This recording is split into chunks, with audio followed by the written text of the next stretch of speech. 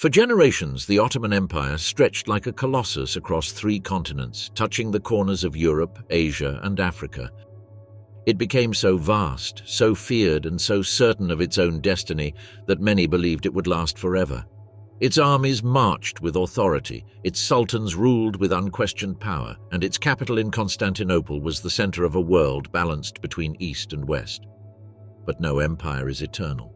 Behind the soaring minarets and imperial ceremonies, the first weakness was already forming. Rival powers circled like wolves as many innovations outpaced tradition. Corruption ate deep into the palace walls, and while the world raced forward, the Ottomans began to stumble. This is the untold story of how an empire that survived crusaders, plagues, invasions, and centuries of war was slowly undone by a chain of missteps and betrayals it could no longer outrun. A story of greatness fading, of power slipping through ancient hands, of a fall the world forgot to remember. This is the forgotten story of the Ottoman collapse. The birth of an empire. In their earliest century, the Ottomans were not yet the monstrous powerhouse they would become. They were small and a mere frontier principality, pressed between fading empires and troubled kingdoms. But what they lacked in size, they made up for in something far more dangerous: opportunity, timing, and a terrifying clarity of purpose. Their neighbors were weak, destabilized by internal disputes, unprepared for the power shift gathering on their borders. The Balkan kingdoms were divided, quarreling among themselves. Christian powers, including the once glorious Byzantine Empire, were still recovering from earlier disasters and political blunders. While these realms squabbled and stumbled, the Ottomans watched and waited, and then they struck. They moved with a decisiveness that shocked the region. What began as small raids evolved almost overnight into conquests. The Ottomans were learning quickly. Every victory fueled the next. Every seized village became a foothold. Every misstep by their rivals became a stepping stone toward domination. From this chaos emerged an empire that the world had not yet learned to fear, but soon would. The origins of this rising force trace back to a man named Osman, a determined leader from a humble town in northwest Anatolia. In the year 1299, amidst crumbling civilizations and shifting allegiances, Osman declared himself Sultan, a title that carried both ambition and destiny. History remembers him through scattered tales, fragments of lore, and the empire that carried his legacy long after his death. Osman and his fierce Ghazi warriors of fighters driven by faith and survival launched relentless raids against their most immediate rivals, the Byzantine frontier lords. These raids were more than skirmishes. They were tests of strength, cracks forming in the walls of a decaying empire. The name Ottoman itself was born from Osman, though his name, in Arabic, was Uthman. And yet, from this quiet correction came a dynasty that would one day shake the world. But because so little about Osman's life was recorded by contemporaries, historians today struggle with a mystery: how much of Osman's story is truth, and how much is legend? Ottoman lore claims Osman descended from the noble Kai tribe, a branch of the Oghuz Turk, warriors that were made by the steppes and hardened by centuries of migration. Yet even this lineage remains disputed, tugged back and forth between historical fact and national myth-making. Still, one thing remains undeniable. Osman laid the first stones of a 600-year empire, and he did so at a moment when the world seemed ready for a new force to rise. The Seljuk Sultanate, who were once rulers of Iran, Mesopotamia, and much of Anatolia, had collapsed in 1293, leaving behind broken territories and confused leadership. With their dying power, countless Turkic tribes, warlords, and military families scrambled to fill the void. Osman saw his chance, so he expanded across western Anatolia, clashing with the last pockets of Byzantine authority. Slowly, the Ottomans pushed outward, toward the Sea of Marmara and along the Sakarya River, carving out a new domain. Yet despite their ambitions, one obstacle remained: siege warfare. The Ottomans lacked the massive siege engines needed to take fortified cities. Constantinople, the greatest fortress of them all, still existed far beyond their capabilities, at least for now. But the young empire would not remain limited for long. After years of struggle, the Ottomans achieved their first major triumph, the capture of Bursa in 1326. The city was wealthy, a prize that proved the Ottomans were no longer mere raiders. Bursa would soon become the empire's new capital, but Osman never lived to see its glory. He died around the time of the city's fall, leaving the growing empire to his son, Orhan. Osman was gone, but his dream had taken root. His tomb still stands in Bursa, a quiet reminder of a man whose footsteps changed the world. Meanwhile, Orhan inherited a mission to transform a rising principality into a true state. He knew that conquests alone were not enough. The empire needed structure, discipline, and an army capable of standing against powerful rivals. So Orhan turned to his brother Alaeddin for guidance. Alaeddin's recommendation was simple yet revolutionary: create a paid professional infantry army. Until then, Ottoman forces were mostly volunteer warriors who were brave but unpredictable and often temporary.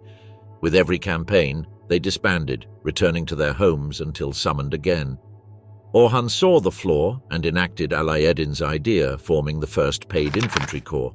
But even this was not enough.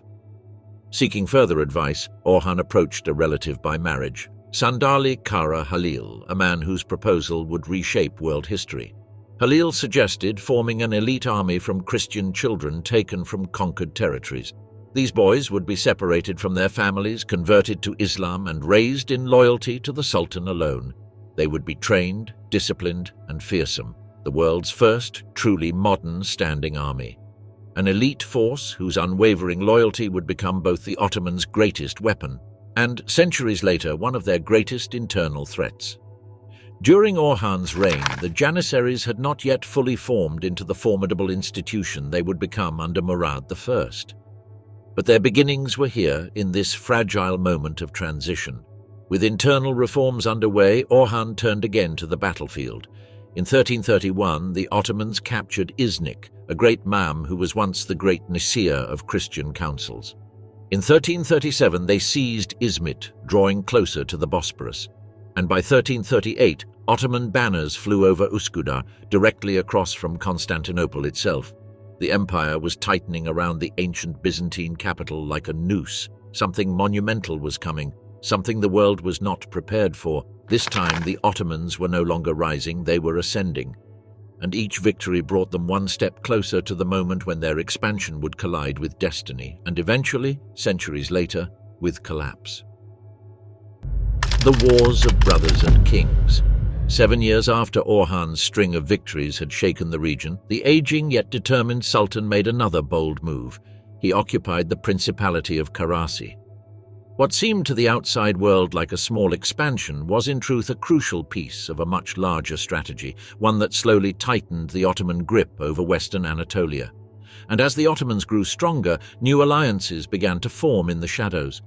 It was around this same period that Orhan forged an unexpected bond with John VI Kantakouzenos, the man who would later rise as Byzantine emperor. The alliance was more than political convenience. It was a marriage of ambition and desperation. Byzantium, weakened and fracturing, needed a powerful partner. The Ottomans, hungry and rising, needed a gateway into Thrace, the land that would open the door to Europe. Through this alliance, Orhan gained something far more valuable than friendship, permission to raid Thrace openly, but the deal came with a deeper twist. Orhan sealed the bond by marrying Theodora, the daughter of Kantakouzenos, a union that tied the future of two empires together in a fragile and uneasy knot.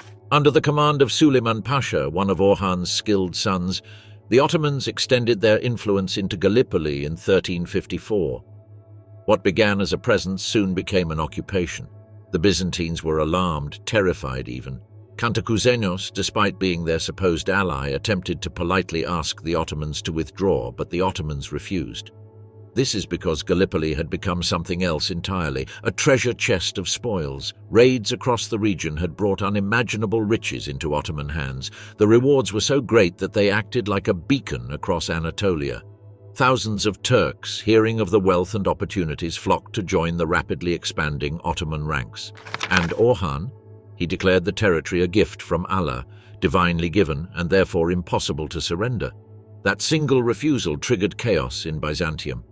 Kantakouzenos found himself accused, doubted, and ultimately weakened. His alliance with the Ottomans now became the blade cutting his political standing apart.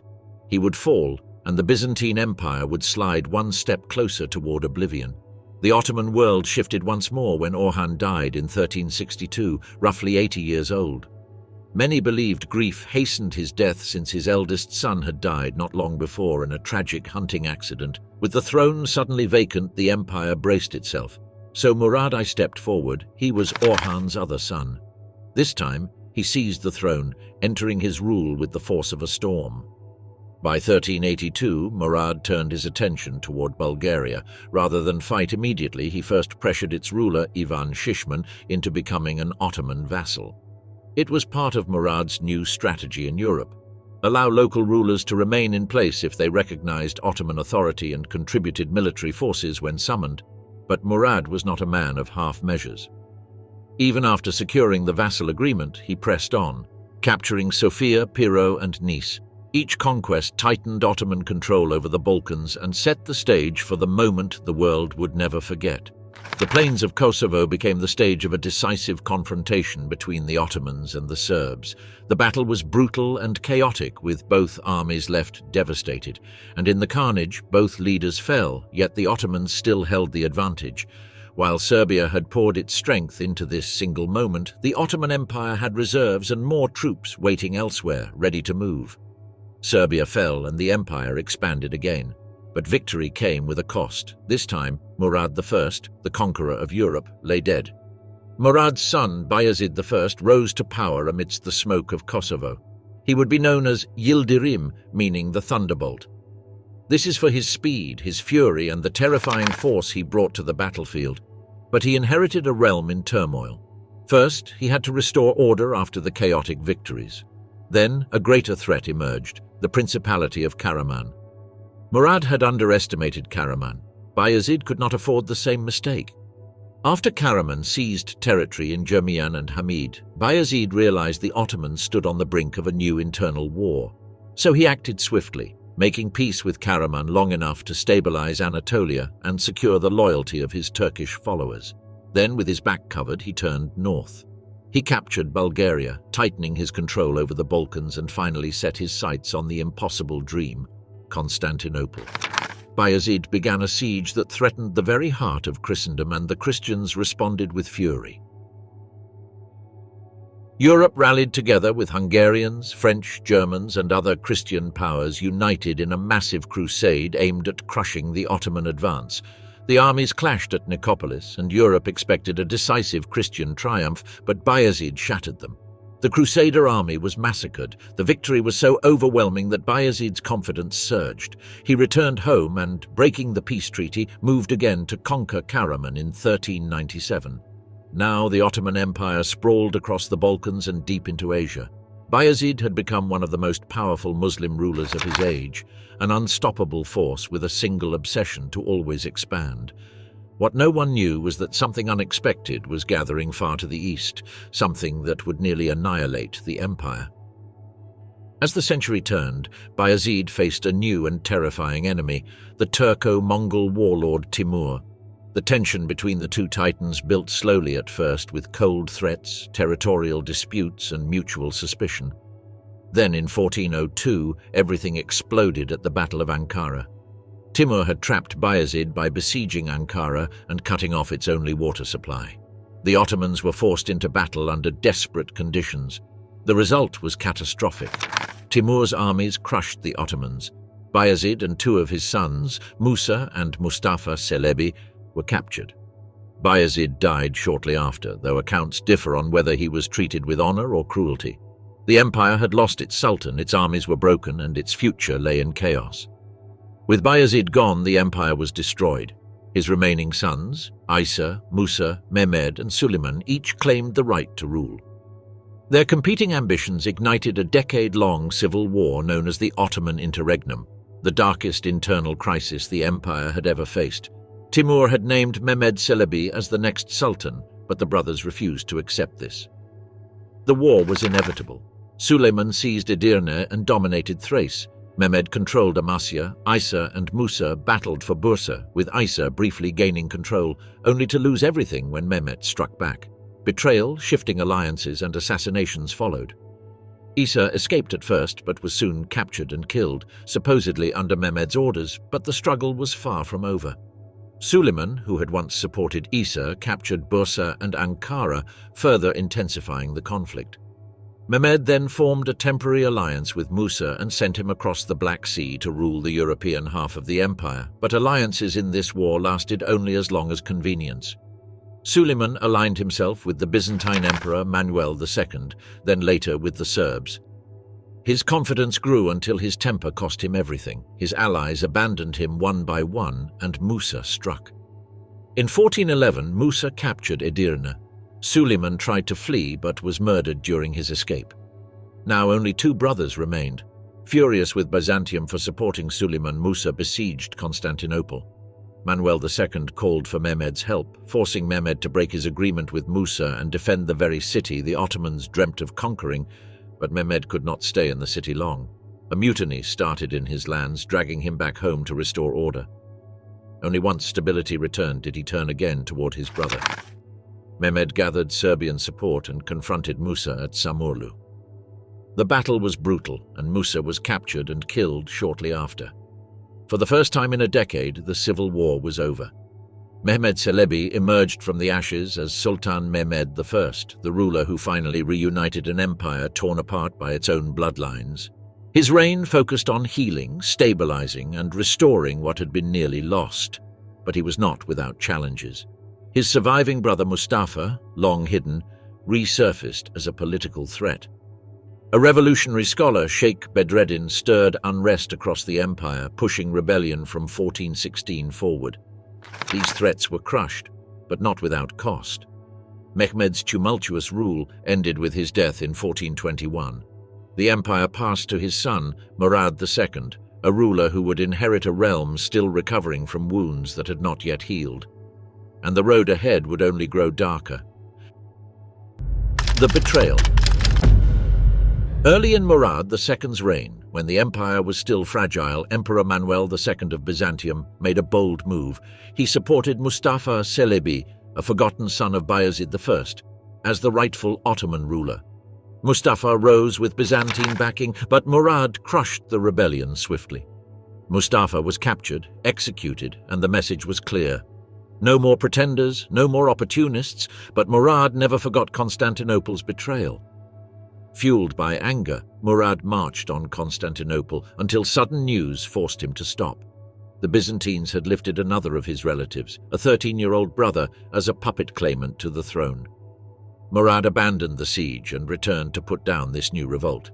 It was then he realized that his greatest enemies were no longer just across the walls, they were within his own bloodline. Murad spent the next years restoring unity and authority across Anatolia and the Balkans. By the 1420s, conflict pressed in from all directions: Venice at sea, Serbia inland, Hungary across the Danube. For Murad, war became a constant.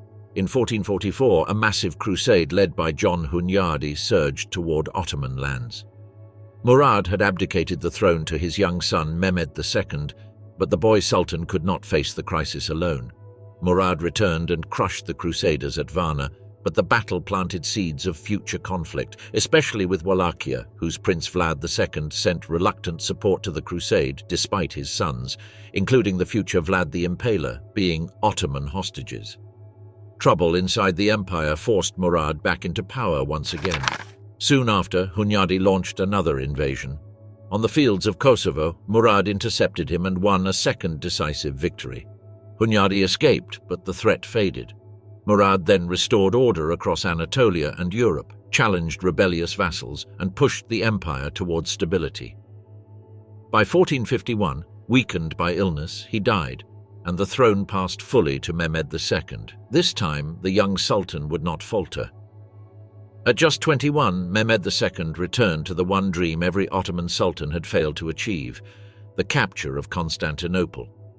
He made peace with his biggest rivals, built a massive army and navy, and forged enormous cannons capable of destroying ancient walls. In 1453, the siege began. 50 days of bombardment, night assaults, naval clashes, and sabotage strained the city to its breaking point. On May 29th, Ottoman forces matched inside and Constantinople fell. Mehmed entered the ancient capital as its new ruler, transforming it into the center of his empire and taking the title Caesar of Rome. Among the many figures Mehmed faced was Vlad III Dracul, who was once his childhood hostage companion.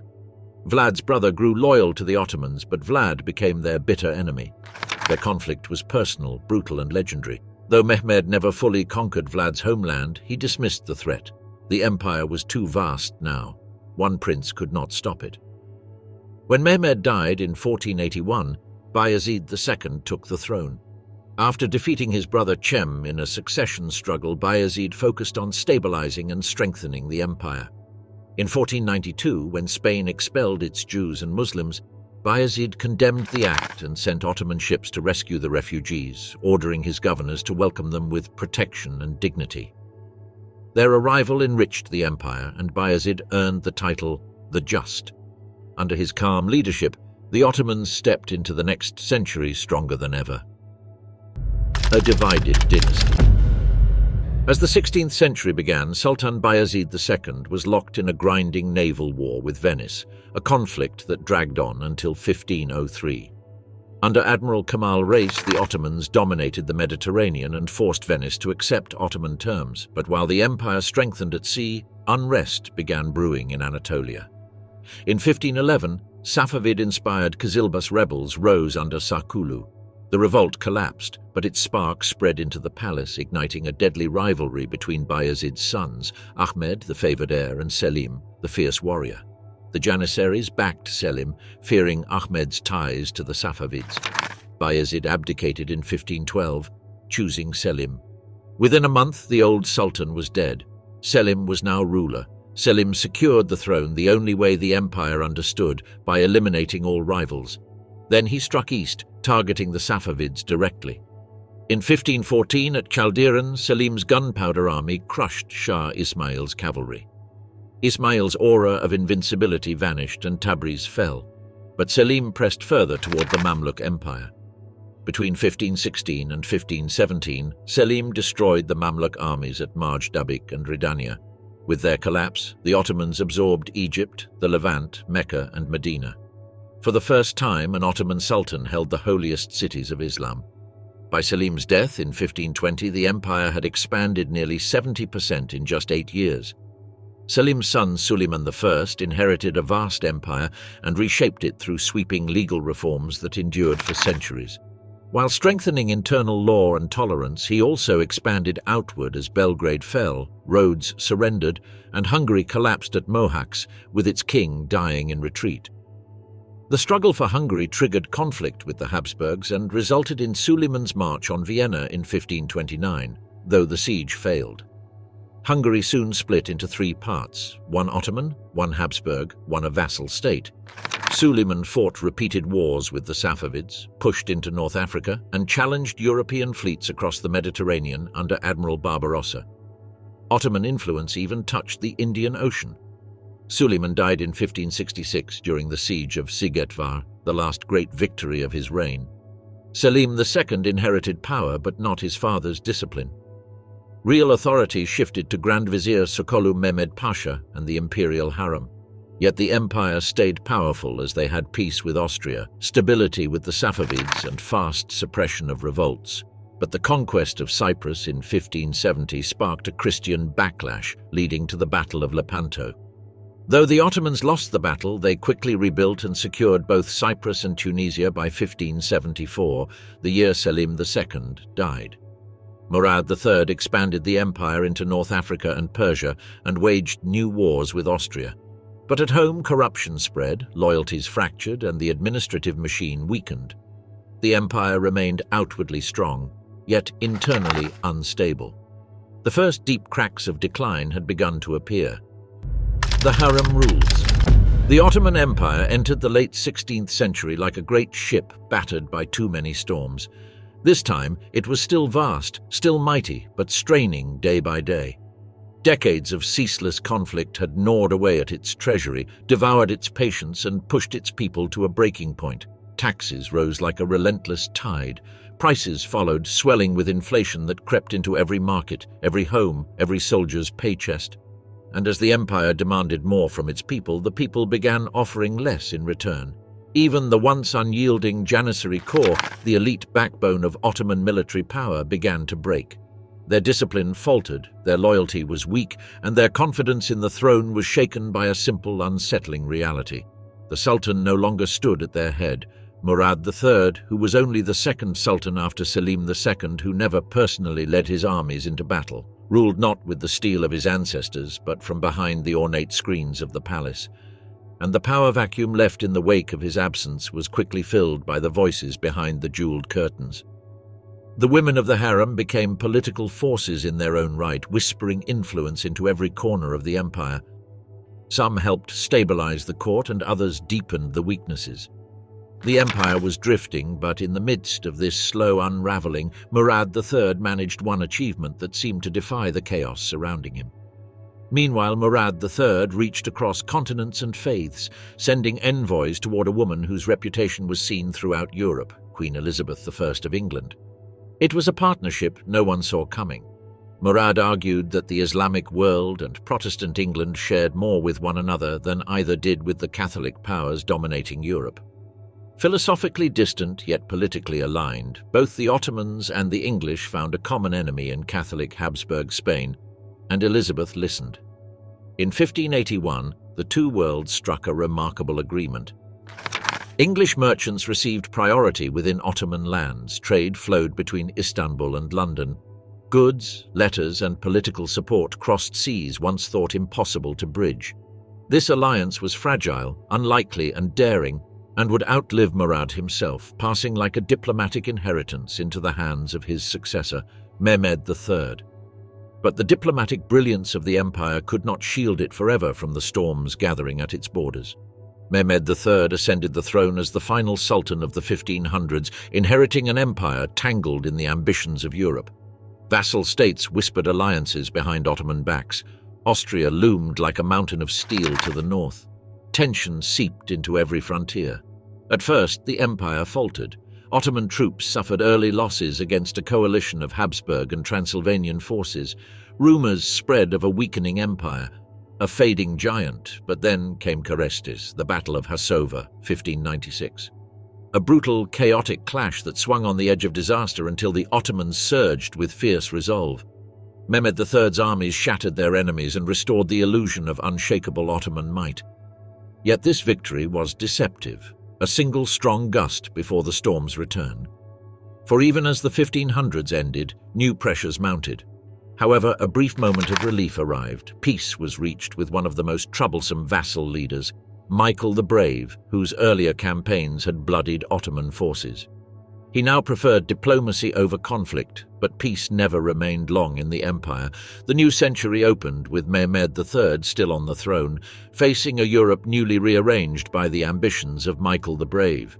Now ruling both Wallachia and Transylvania under a single banner, Michael appeared more powerful than ever, an uneasy neighbor for the Ottomans.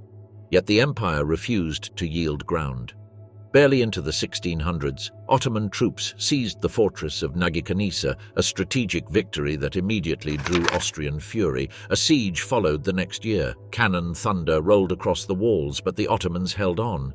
This alone would have been enough to strain the empire, but two more fronts ignited. First, the 13-year war with Austria dragged on without mercy. Secondly, revolts erupted like fires across Anatolia, demanding men and money the empire no longer had. Thirdly, in the autumn of 1603, Persia's Safavid dynasty struck again. War on three sides, pressure from every direction, and in December of that same year another issue fell off. Soon Sultan Mehmed III died and the empire stood at a crossroads, bleeding from every frontier when the mantle of Sultan fell upon the shoulders of a 13-year-old boy, Ahmed I. Now, most child rulers become figureheads, and Ahmed became a gamble. One of his first acts stunned the empire. Instead of carrying out the centuries-old tradition of fratricide, killing his brother Mustafa to prevent a future struggle for the throne, and Ahmed spared him. A dangerous mercy, but necessary. Ahmed had no sons yet. Killing Mustafa might have ended the dynasty altogether. With this single choice, Ahmed unknowingly altered the future of the empire, opening the door to power struggles that would haunt his successors for decades. And there was no time to reflect. Now, the empire was burning. In June 1604, Ahmed dispatched an army from Constantinople to confront the advancing Safavid forces. The delay was fatal. By the time the Ottoman army arrived, the Safavids had already seized Yerevan and pushed deeper into contested territory. Worse still, questionable decisions among Ottoman commanders wasted precious time the empire could not afford. The war dragged into 1605, forcing the Ottomans into a fragile alliance with Stephen Bocskai, Prince of Transylvania, who sought Ottoman support against Austria. But alliances did not solve the deeper problem. The empire was being stretched too thin. Revolts tore through Anatolia, borders faltered. Gold drained from the treasury and Ahmed had no choice. In 1606, he signed the Treaty of Zitvatarok with Austria, a humiliating document recognizing the Habsburg Emperor as his equal. Ottoman expansion in Europe froze and prestige cracked, but the concessions did not end there. The Netherlands, France, and Venice demanded favorable commercial privileges, and the Sultan, desperate for stability, gave in. But the weakening of the Ottoman might only embolden their enemies. By 1612, the empire was exhausted.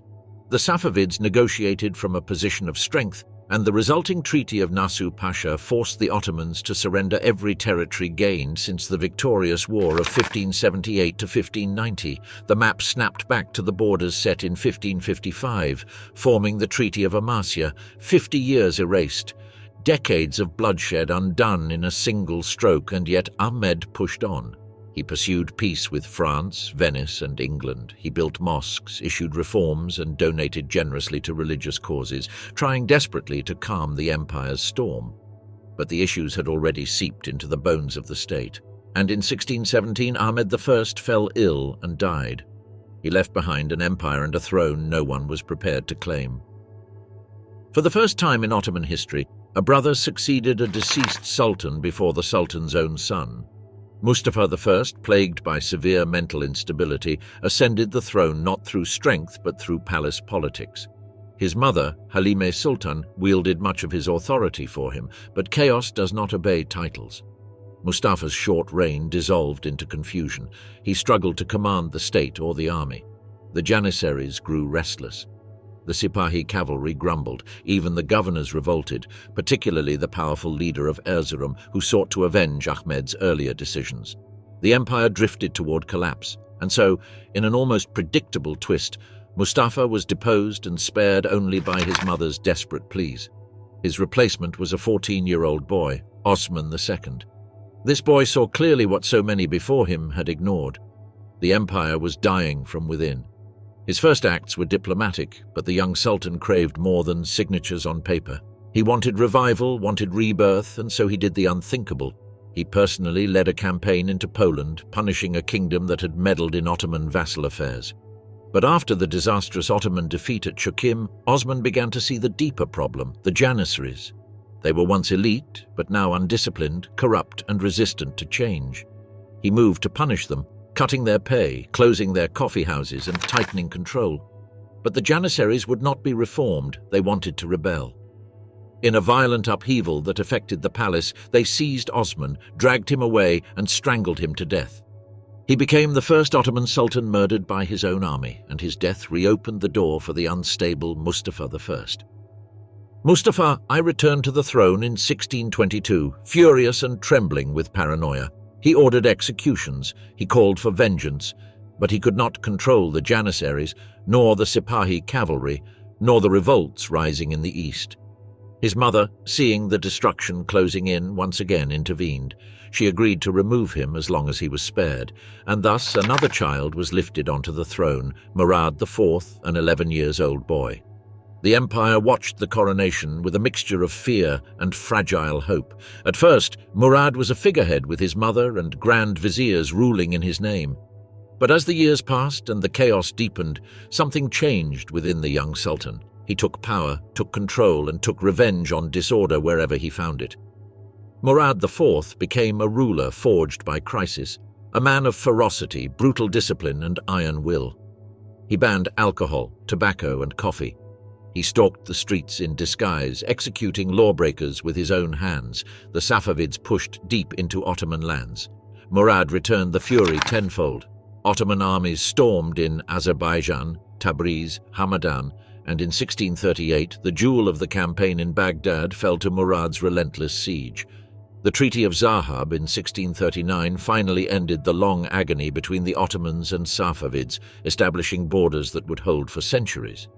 Murad's rule even brought the Ottomans into contact with the rising power of the Mughals, exchanging gifts and escorts during diplomatic missions, with brief sparks of global prestige amid domestic turmoil. But the Sultan who banned intoxicants could not escape his own demons. Murad IV drank himself into an early grave in 1640, and with his death, the empire once again walked along a knife's edge.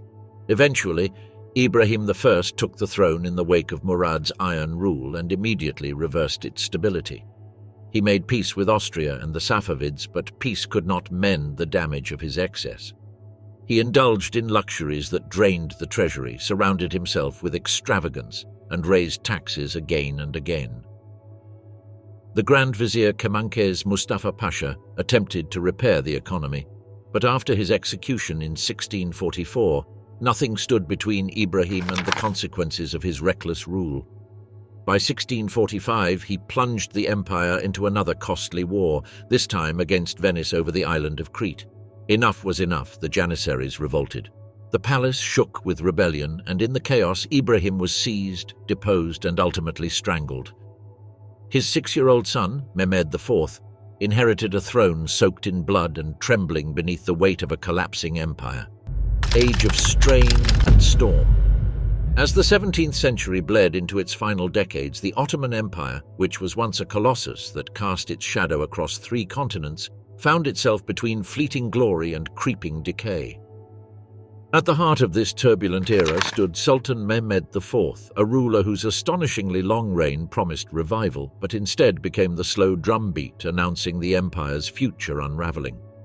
Sultan Mehmed IV, the second longest reigning sultan in Ottoman history, initially brought with him an air of cautious optimism. Under his early rule, the empire stirred once more with ambition. Ottoman armies surged into Europe as if attempting to reclaim the thunder of their ancestors. Victories came swiftly, against Venice, against Transylvania, even against Poland and mighty Russia. For a moment it looked as though a new age of expansion was at hand, but every moment of victory in Mehmed's reign seemed destined to meet a darker consequence that arrived at Vienna in 1683. There, the empire faced the Polish-Lithuanian forces and their allies in what would become one of the most decisive battles of the century. What began as a confident siege ended in catastrophe. The Ottoman army, exhausted and unprepared for the ferocious counterattack of the Holy League, collapsed. It was not merely a defeat, it was a warning, the first crack in the armor of an empire that once believed itself unbreakable. Yet it did not stop there. Only a few years later, at the Second Battle of Mohacs, the Ottomans suffered another crushing defeat, one delivered not only by their enemies but by dissent within their own ranks. A mutiny rose like fire through the camp, undermining discipline and morale. And so, in November of 1687, the unthinkable happened.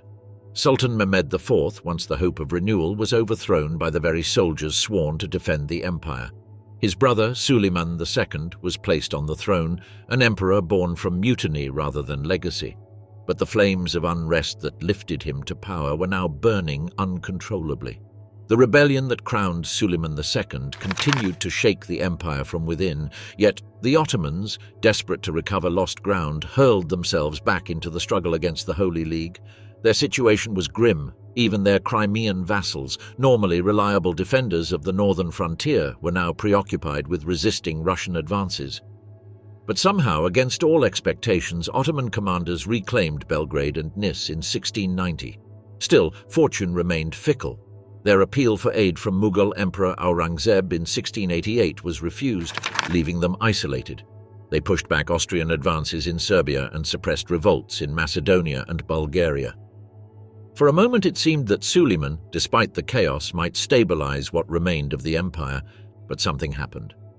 In 1691, the empire lost one of its most capable leaders in Grand Vizier Köprülü Fazil Mustafa Pasha, a man who was slain in the Battle of Slankamen. His death marked the end of a brief resurgence. He had reformed taxes, improved the treatment of Christian subjects, and tried to restore a sense of order. Without him, the empire's momentum faltered. Barely had Suleiman died before the throne passed to Ahmed II, who immediately inherited a collapsing frontier and a demoralized army. Ahmed II's reign was short, turbulent, and marred by the relentless pressure of the Holy League. The Austrians and Venetians pressed deeper into Ottoman territory, carving away provinces that had been Ottoman for centuries. Ahmed relied heavily on advisors unable to assert the authority that the moment demanded. He never fully controlled the army, nor the decisions of his own court. And when Ahmed II died in 1695, the empire was exhausted, with its soldiers weary, its administrators fractured, and its borders buckling. The next ruler, Mustafa II, son of Mehmed IV, would inherit a legacy of war and defeat. Mustafa II took the throne as the Great Turkish War raged on. His campaigns brought both victory and humiliation. But in the end, diplomacy, not conquest, defined his legacy. In 1699, the empire signed the Treaty of Karlowitz, a document that cut deeply into Ottoman influence across the Balkans and elevated Austria as the new dominant power in the region. This treaty marked a turning point as the first major cession of European territory by the Ottomans. A year later, in 1700, the Treaty of Constantinople formalized peace with Russia, confirming Russian control of Azov and ending a century of conflict on that front. With these treaties, Mustafa II attempted to stabilize the empire. But the damage done throughout the 1600s was beyond repair. The century had brought not expansion but contraction, not unity but rebellion, not glory, but the first unmistakable signs of imperial decline. The Ottomans were entering a new age, an age where conquest would no longer define their ambitions. Now, simply surviving would be the challenge. As the 18th century dawned, the Ottomans found themselves in a world transformed. Europe was changing rapidly, and new powers, especially Russia, were rising with alarming speed. The empire, once an unstoppable force on the battlefield, now had to turn inward, patching wounds from decades of turmoil and strengthening its defenses against neighbors who sensed vulnerability. It was here that the story of decline sharpened and accelerated. In 1700, Sultan Mustafa II had signed a treaty meant to secure 30 years of peace with Russia, but the peace was short-lived because of internal fury boiling within the Janissary corps. They resented that Mustafa chose to remain in Edirne instead of returning to Constantinople after signing the treaty. They despised the influence of his advisor, Feyzullah Efendi, whom they believed controlled the empire through corruption and intimidation. The final spark came when the Ottomans attempted to intervene in the Georgian Civil War.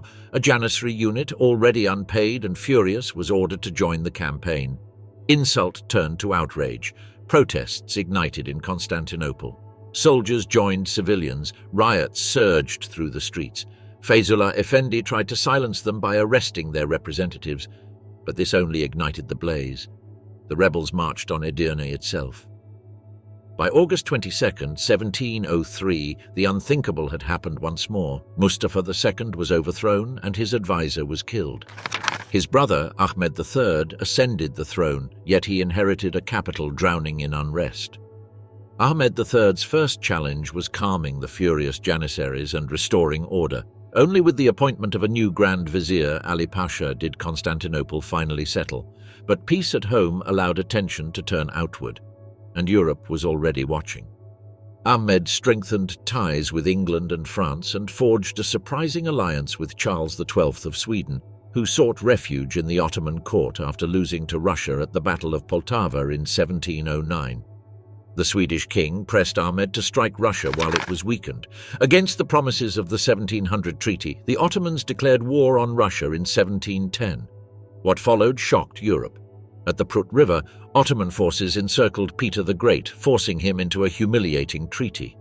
Russia relinquished Azov, destroyed its forts, and promised to avoid Polish and Cossack affairs. For a moment, the empire stood tall again, but the victory didn't last.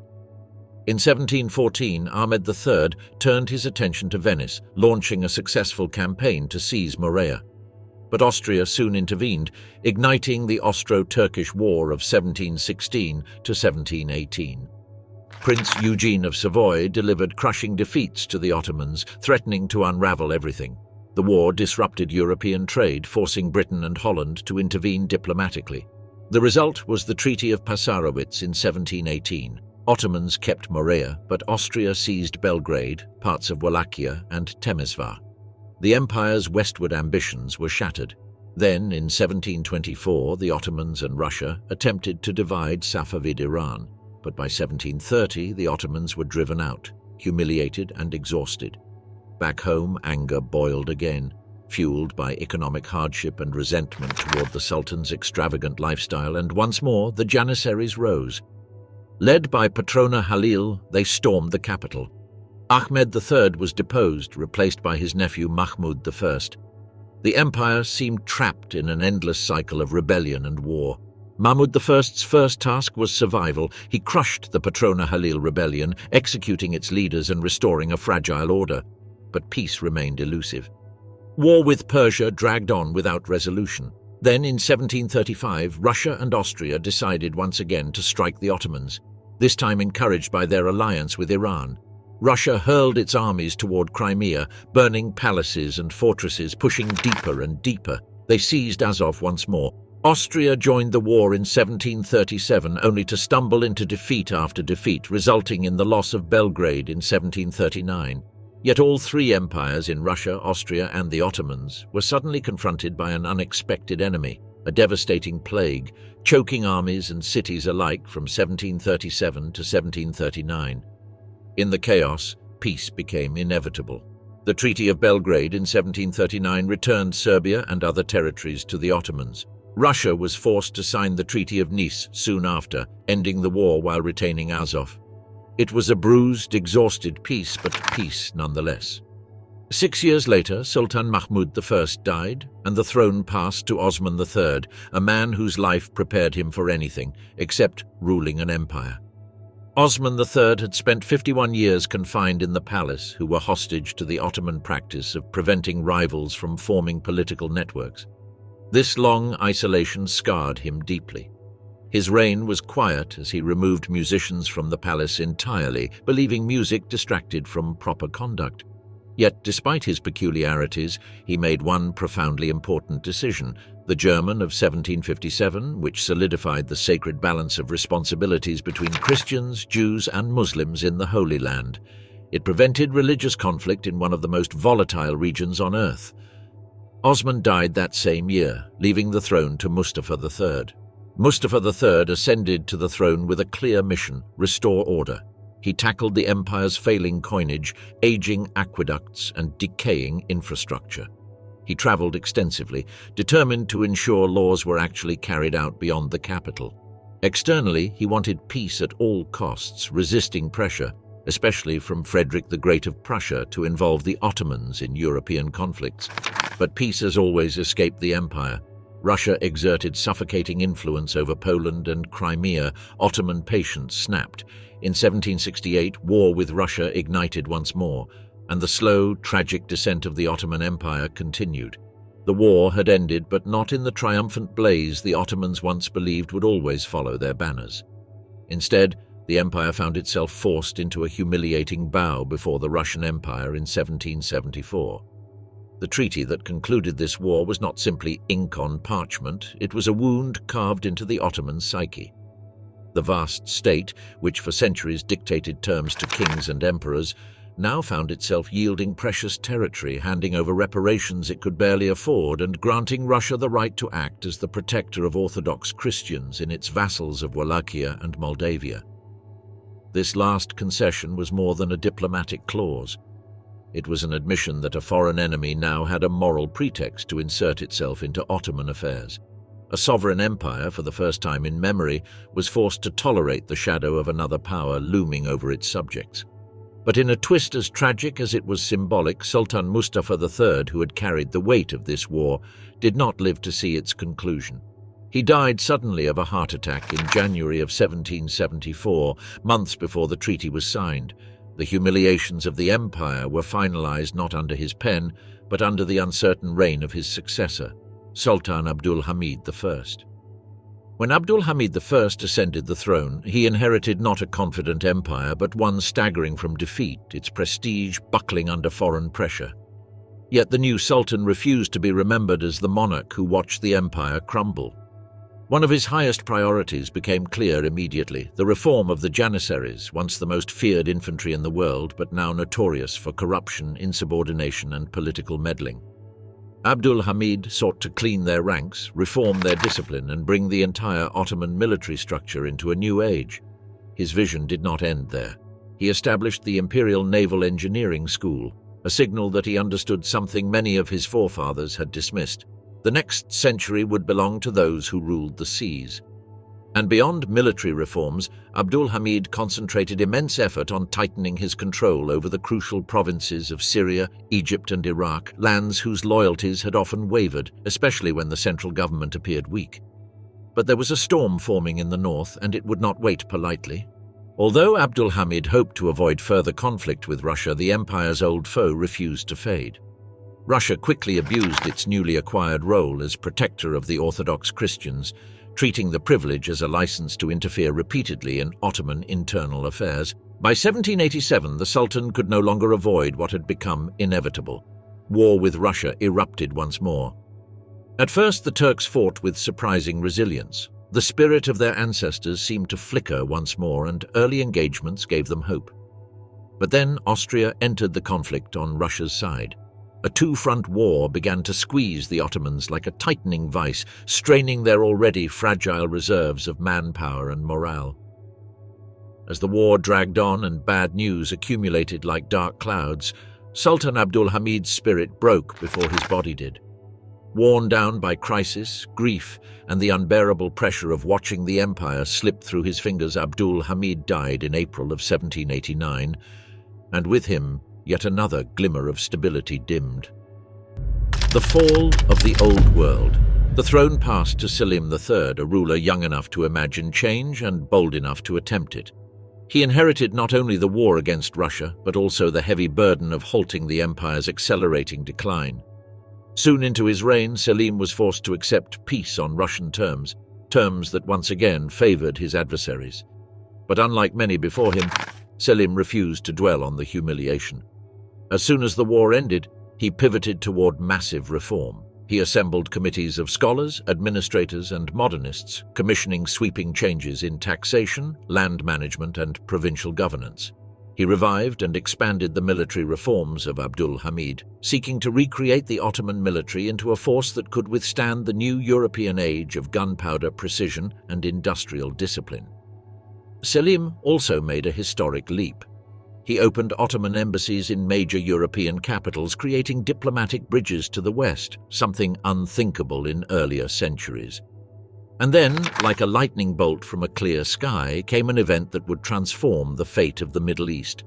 Napoleon Bonaparte invaded Egypt. France, the empire's longtime indirect rival, had suddenly appeared at its doorstep, claiming to be the liberators of Egypt from Ottoman rule.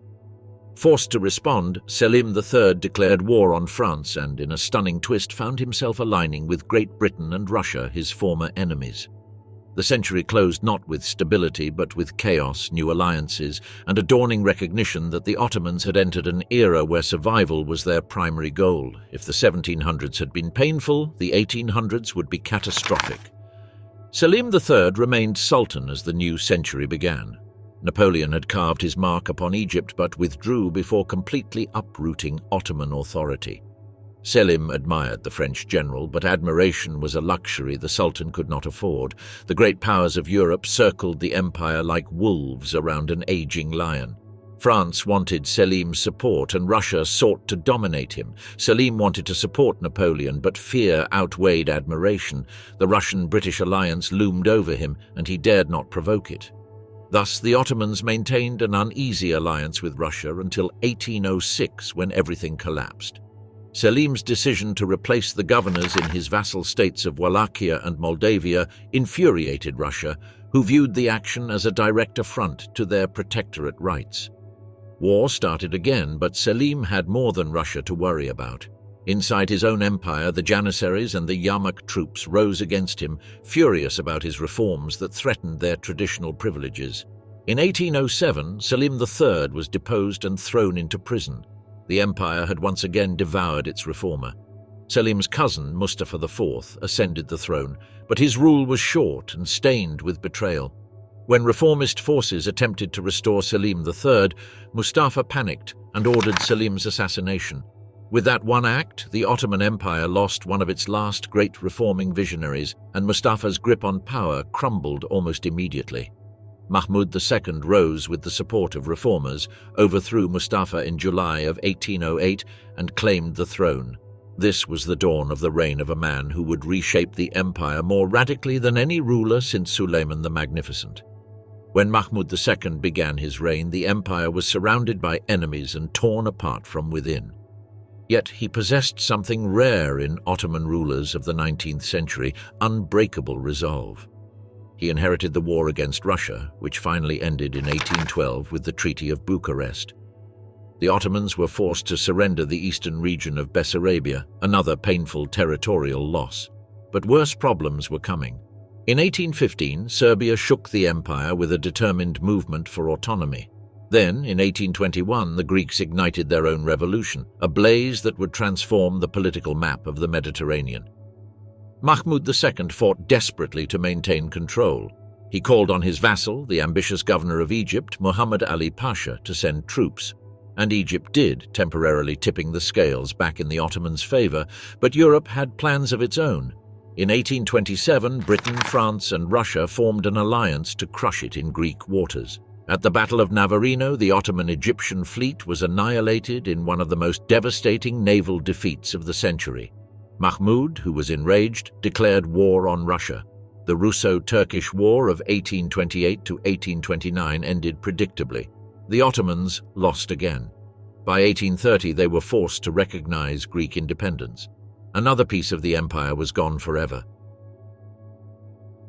In 1831, Muhammad Ali Pasha turned into a challenger.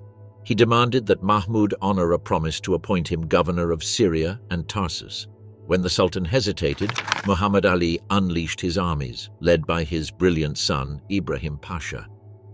The Egyptian forces swept through Damascus, Aleppo, and Konya, marching toward Constantinople itself.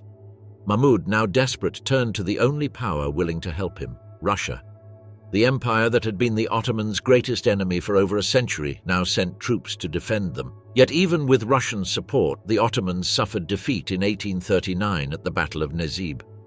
And as if to symbolize the fragile state of the empire, Mahmud II died that same year, just as he had begun implementing the Tanzimat reforms, a sweeping modernization program meant to pull Turkey into the modern age.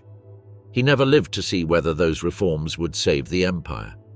The young Sultan Abdülmecid I succeeded Mahmud II and inherited the empire on the brink of collapse.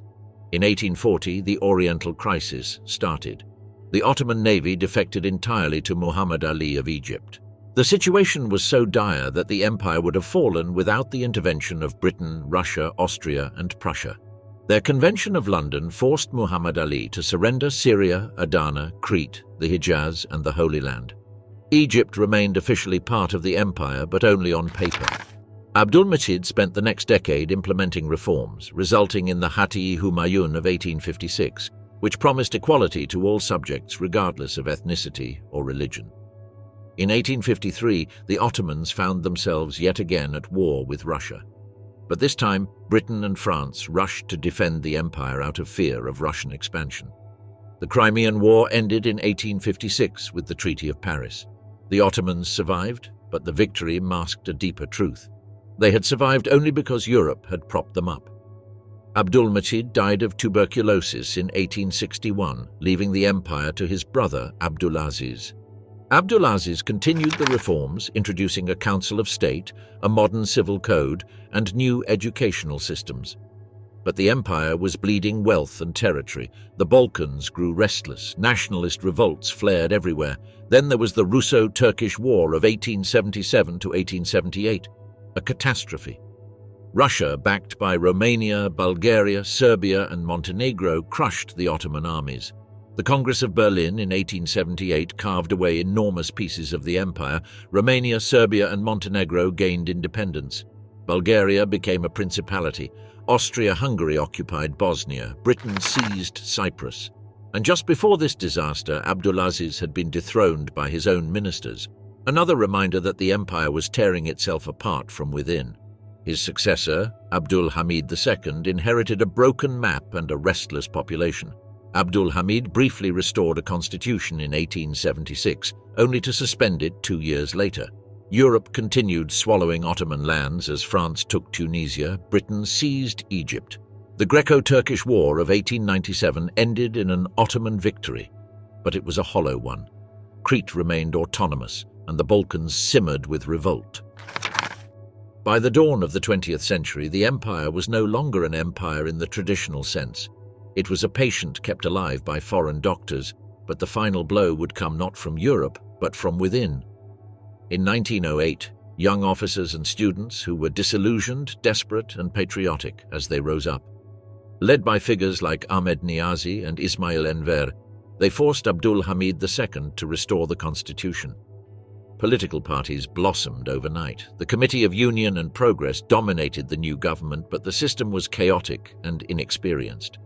Abdul Hamid attempted a counter-coup in 1909, dreaming of restoring his autocratic rule, but the Young Turks crushed the uprising, deposed him, and replaced him with Mehmed V, a symbolic figurehead. Stability was an illusion, and war was coming. In 1912, Montenegro declared war on the Ottomans. Serbia, Bulgaria, and Greece soon joined. The Balkan League unleashed a 750,000-man army against the exhausted Ottoman state. The Ottomans were crushed. Europe stripped them of nearly all remaining European territories. Albania gained independence. Macedonia was divided. The empire shrank to the borders of Anatolia and Thrace.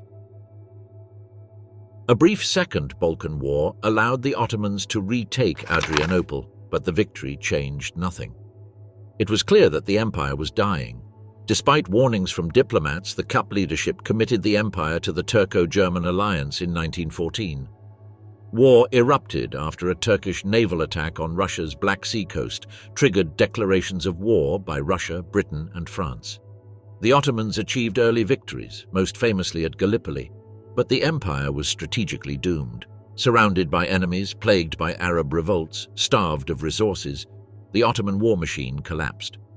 When Bulgaria surrendered in 1918, the Ottoman position became untenable. The Grand Vizier resigned as peace negotiations followed, and on October 30, 1918, the Armistice of Mudros ended Ottoman participation in the war. But peace was never upheld. The post-war government was weak. Violence erupted, and using terms of the armistice, Allied forces occupied Constantinople. In 1920, the Treaty of Sèvres carved the empire apart, handing pieces to Greece, France, Italy, Britain, and Armenia. The Ottomans were stripped of sovereignty, dignity, and territory, but a new movement was rising.